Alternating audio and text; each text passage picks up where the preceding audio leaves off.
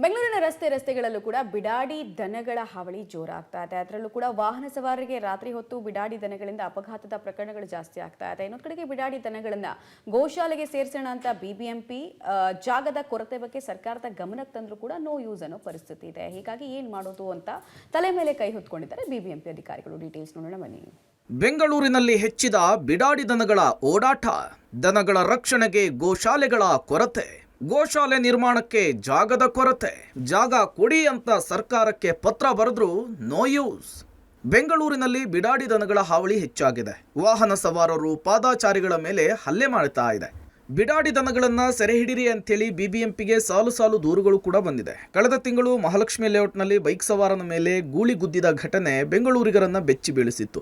ಈ ಘಟನೆಯಾದ ಮೇಲೆ ಗೂಳಿಗಳನ್ನು, ಬಿಡಾಡಿ ದನಗಳನ್ನು ಸೆರೆ ಹಿಡಿದು ರಕ್ಷಿಸುವುದಕ್ಕೆ ಸಾಧ್ಯ ಆಗ್ತಿಲ್ಲ. ಕಾರಣ ಜಾಗದ ಕೊರತೆ ಇದೆಯಂತೆ.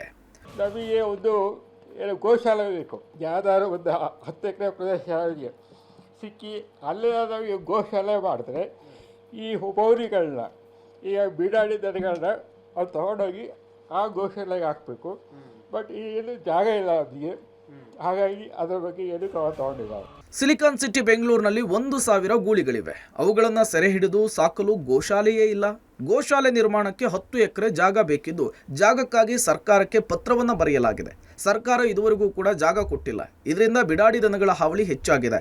ಬಿಡಾಡಿ ದನಗಳಿಂದ ಜನರು ಜೀವಕ್ಕೆ ಅಪಾಯ ಕೂಡ ಇದೆ. ಹೀಗಾಗಿ ಸರ್ಕಾರ ಜಾಗ ಕೊಟ್ಟರೆ ಸಾಕು ಅಂತಿದೆ ಬಿಬಿಎಂಪಿ. ಸರ್ಕಾರದ ಗೋಶಾಲೆಗಳಿದೆ, ಅದು ಹಸುಗಳಿಗೆ ಮತ್ತು ಎತ್ತುಗಳಿಗೆ, ಇದು ಗೂಳಿಗಳಿಗಲ್ಲ. ಸೊ ಗೂಳಿಗಳದ್ದು ಏನು ಅಂತ ಹೇಳಿದ್ರೆ ಅದು ಸುತ್ತಾಡ್ತಾ ಇರ್ತವೆ. ಅದು ತಗೊಂಡು ಕೂಡಾಕ್ಬಿಟ್ರೆ ಅವು ಬದುಕಲ್ಲ. ಅವು ಸುತ್ತದೇ ಇರಬೇಕು ಅವರಿಗೆ. ಹಾಗಾಗಿ ನಮಗೆ ಹೆಚ್ಚಿನ ಜಾಗ ಬೇಕು ಅದು ಮಾಡೋದಕ್ಕೆ. ಹಾಗಾಗಿ ಅದ್ರ ಬಗ್ಗೆ ಏನು ಕ್ರಮ ತಗೊಂಡಿಲ್ಲ.